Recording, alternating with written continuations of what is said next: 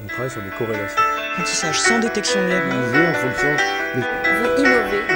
potentiels importants. Alors, Bonjour Alain Tillet. Bonjour. Vous êtes chef de département du développement et de la diffusion des ressources numériques à la direction du numérique pour l'éducation, donc au ministère de l'Éducation nationale. Vous pilotez le projet EduTech, le portail de ressources numériques que l'Éducation nationale propose aux enseignants. Ressources qui proviennent de nombreux établissements publics comme le Louvre et la BNF. De quoi s'agit-il véritablement et pourquoi l'Éducation nationale a-t-elle initié un tel projet? Alors le projet EduTech, effectivement, est un portail de ressources des grands établissements à caractère scientifique et culturel. Ce projet a été initié dans le cadre de la stratégie numérique pour l'éducation, pour l'école, le développement du numérique à l'école, et dans le cadre du développement du service public du numérique pour l'éducation. À cet égard, donc, il s'est agi de proposer aux enseignants et à leurs élèves, via leur truchement, via leur médiation, de pouvoir utiliser des ressources de qualité qui sont sélectionnées avec les partenaires qui sont, vous l'avez cité, le Louvre, la BNF, le CNES, l'IGN. Voilà, je vais en oublier certains forcément, une quinzaine de partenaires aujourd'hui, et on le verra peut-être davantage dans les semaines et mois qui viennent. Il s'agit de proposer un accès à des ressources de qualité qui sont soit des granules, soit des services. Voilà, une pluralité, on va dire, de possibilités de documents multimédia dont les enseignants, après une authentification donc unique, un seul identifiant, un seul mot de passe, et à partir du portail, j'ai accès à l'ensemble de l'offre des différents partenaires, donc pour pouvoir concevoir mes propres documents pédagogiques, pour pouvoir faire concevoir des documents par les élèves dans le cadre d'une exception pédagogique, puisque c'est de cela dont il s'agit, d'une exception pédagogique maîtrisée, bien entendu, et pour permettre de travailler avec le numérique. Pas simplement consommer, thème de Ludovia, mais bien pour consommer et créer, on est bien dans le thème de Ludovia, pour pouvoir finalement travailler avec le numérique et pas simplement consulter du numérique. Mais derrière ce projet, l'idée forte de l'Éducation nationale, quelle était-elle? L'idée est de permettre une réponse qui est assez prégnante au niveau des enseignants, qui est de dire nous avons besoin de grains, nous avons besoin de ressources mises à disposition pour construire nos propres documents, pour construire les apprentissages en fonction des projets pédagogiques que nous avons, en fonction des programmes que nous avons à réaliser, en fonction des apprentissages que les élèves ont à réaliser dans le cadre de l'Éducation nationale. Je suppose que cet accès est gratuit. Cet accès... et que les ressources, que ces granules sont libres de droit. Alors, deux réponses à cette question. Les ressources, effectivement, sont gratuites pour l'ensemble des enseignants. Il suffit d'ailleurs d'avoir une adresse professionnelle pour s'inscrire et on ne peut qu'encourager les uns et les autres à le faire sur leur adresse académique, sur leur adresse en lycée français à l'étranger, en tout cas de l'AEFE ou de la MILF. Voilà, on est sur ces éléments-là. Inscription, donc, qui permet une authentification qui garantit que nos partenaires, qu'ils ont affaire à des enseignants qui travaillent dans le cadre de conditions générales d'utilisation du portail, qui libèrent des droits d'utilisation dans le cadre effectivement de l'utilisation scolaire, de l'utilisation dans le cadre académique, pour signaler des ressources et proposer des scénarios pédagogiques sur les sites académiques et dans les bases nationales. On y reviendra peut-être un petit peu plus tard.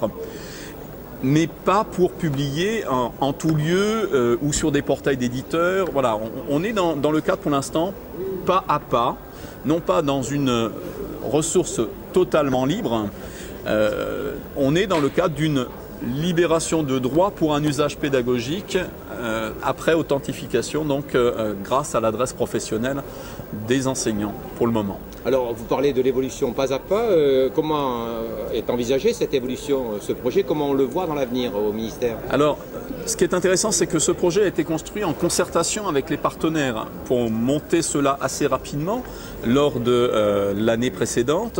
Nous avons fait un bilan en juin et nous avons proposé à l'ensemble des partenaires un certain nombre de modifications et d'améliorations qui peuvent aller de la mise en place, on l'espère assez rapide, de propositions de scénarios pédagogiques qui utilisent les ressources des partenaires d'EduTech, donc incorporant l'EduBase qui existe par ailleurs, j'en dirai 2 mots ensuite, et qui permettent donc de pouvoir rapidement savoir où l'on peut trouver les choses.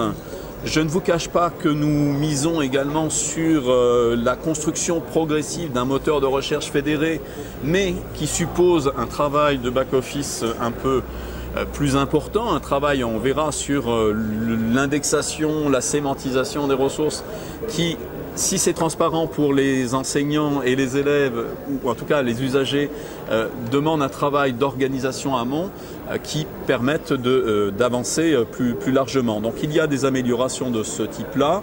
Il y a d'autres partenaires effectivement qui sont à venir. On peut, sans trahir, je dirais, le secret du travail en cours de conventionnement, mais on est suffisamment avancé, et le Centre Pompidou et l'établissement public du Château de Versailles vont être rapidement en ligne. D'autres partenaires dans le secteur qui permettraient d'avoir des ressources, on l'espère, en langue, puisque culture et langue est un des secteurs sur lesquels on aimerait aussi pouvoir avancer. Et on a également un certain nombre de partenaires, toujours dans les sciences, voilà, un enrichissement, on va dire, de partenaires qui permettent non pas de multiplier l'offre de manière indéfinie, mais de construire de manière raisonnée une couverture qui permette d'inviter les enseignants à travailler soit dans leur champ disciplinaire, soit en binôme, en trinôme, en projet d'établissement. On peut imaginer toutes les combinaisons possibles parce que la force d'EduTech, c'est finalement de non pas préformater et le type de ressources et l'utilisation qui doit être faite, mais bien de mettre à disposition dans des conditions qui facilitent leurs usages et leur accès à des ressources qui permettent aux enseignants de monter des projets dans le cadre de la liberté pédagogique des uns et des autres et dans le cadre des programmes qu'ils ont à accompagner ou des enseignements qu'ils ont à accomplir. Donc on est véritablement dans cette logique-là pour l'instant. Alors on en a un petit peu parlé, mais quand on revient aux enseignants, pour un enseignant, trouver la bonne ressource, c'est pas facile. Avec cette abondance de données, l'organisation des banques de données nécessite un vrai travail en amont, on en a un petit peu parlé, en particulier sur les métadonnées.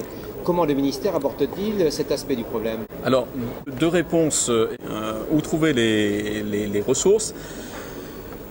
Le cadre d'un portail comme EduTech, on va dire, si on reste sur ce champ-là, permet d'identifier assez rapidement des ressources du service public, de grands établissements, qui, avec une sélection de ces ressources, en tout cas des propositions, qui ne sont pas toutes les ressources de ces établissements, ce n'est pas l'objet, mais qui permettent rapidement de pouvoir travailler. Donc là, on a un point d'entrée, on va dire.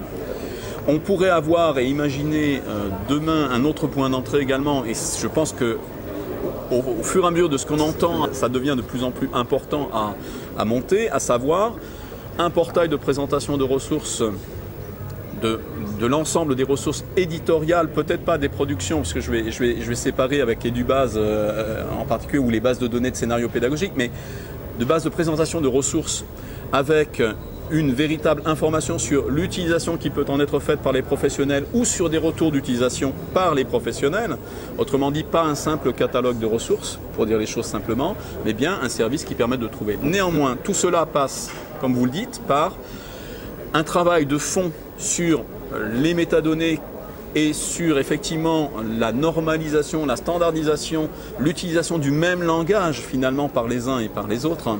Et ce même langage, pour nous, c'est le chantier Scolom FR qui est conduit avec l'ensemble des partenaires. Nous conduisons avec le CNDP, donc le réseau Canopé aujourd'hui, un véritable travail de fond de mise à disposition du profil Scolom FR et des fichiers qui vont avec, qui permettent aux éditeurs qu'ils utilisent du XML, qu'ils utilisent du RDF, qu'ils utilisent différents formats, de pouvoir utiliser le même profil, les mêmes métadonnées, et donc, in fine, d'avoir une meilleure découvrabilité, vous excuserez ce néologisme, de la ressource, et qui ne soit pas simplement fondée sur du référencement des grands moteurs que nous connaissons, référencement qui au passage permettent à la fois ou risquent de laisser le profil et la description du système éducatif français qui est particulier à certains égards, mais qui doit effectivement percoler avec l'international, mais d'être responsable de notre propre description et d'avoir une proposition de l'édition finalement, là aussi c'est important, édition de ressources et de chacun des partenaires, de chacun des éditeurs ou de chacun des producteurs de ressources qui utilisent finalement le même langage. Chose importante peut-être pour les ressources dans le milieu de l'éducation nationale, mais peut-être aussi dans la sphère francophone, qui est un autre point que nous avons en vue. Alors bon, les enseignants utilisent des ressources, mais ces ressources, ils les utilisent en particulier pour créer des scénarios pédagogiques qu'ils scénarisent avec leurs élèves. Mettre à leur disposition des ressources granulaires libres de droit et des ressources plus construites comme vous le faites, est-ce que cela suffit? Bien sûr que non. Alors question, comment mutualiser des scénarios, voire des scénarisations que les enseignants pourraient mutualiser, regrouper et qu'ils pourraient partager? Alors, réponse à cette question, effectivement, mettre à disposition de la ressource ne signifie pas automatiquement que la ressource va être utilisée.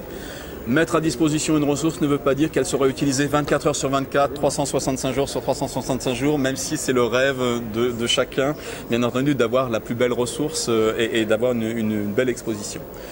Plus sérieusement, la ressource, effectivement, doit être accompagnée de scénarios pédagogiques. Or, à travers les réseaux d'interlocuteurs TIS académiques, à travers les réseaux que la direction du numérique pour l'éducation anime, à travers l'EduBase, c'est-à-dire la mutualisation de scénarios pédagogiques, 20 000 scénarios pédagogiques dans des disciplines et d'enseignements différents sur EduSchool aujourd'hui, en libre accès, avec du très bon, du un peu moins bon probablement, mais tout cela existe déjà et n'est peut-être pas déjà suffisamment connu. Et chacun des enseignants peut contribuer via son réseau professionnel, bien entendu, à proposer du scénario et à alimenter ces éléments-là. Ce matin, je demandais effectivement que ceux qui utilisaient EduTech nous fassent des propositions et fassent remonter ces propositions de manière à nourrir tout cela. On se retrouve également donc sur comment organiser l'information autour de ces scénarios. Bien entendu, on imagine certes possibilité d'y agrémenter du réseau social autour de cela. Donc il y a le projet via Educ, bien entendu, d'un côté. Mais en fait, ce sont un ensemble. On a actuellement un ensemble de projets qui permettent d'avancer, plusieurs briques qui permettent en tout cas d'avancer. EduBase, je reviens là-dessus parce que on a l'impression que nous n'avons pas œuvré depuis un certain temps. Or, nous œuvrons avec ces différents outils et cette base où je cherche un scénario d'utilisation sur tel point du programme, dans telle discipline ou dans tel enseignement. Et aujourd'hui, il suffit de pouvoir aller sur ces scénarios qui émanent du terrain, d'enseignants de terrain, des académies qui sont mis en partage dans une base nationale, donc EduBase, que nous rendons dans les prochains mois, consultable également de manière générique, c'est-à-dire pas en silo, pas les scénarios de ma discipline, mais j'aurai les scénarios de ma discipline et si je le souhaite, la possibilité de consulter des scénarios à travers ce que le prof de lettres sur le même thème fait par rapport au prof d'histoire, par rapport au prof de maths, etc. Donc il existe des outils, il faut que les enseignants et que l'institution avance davantage, communique davantage probablement et produisent et partagent davantage. Les outils sont déjà là.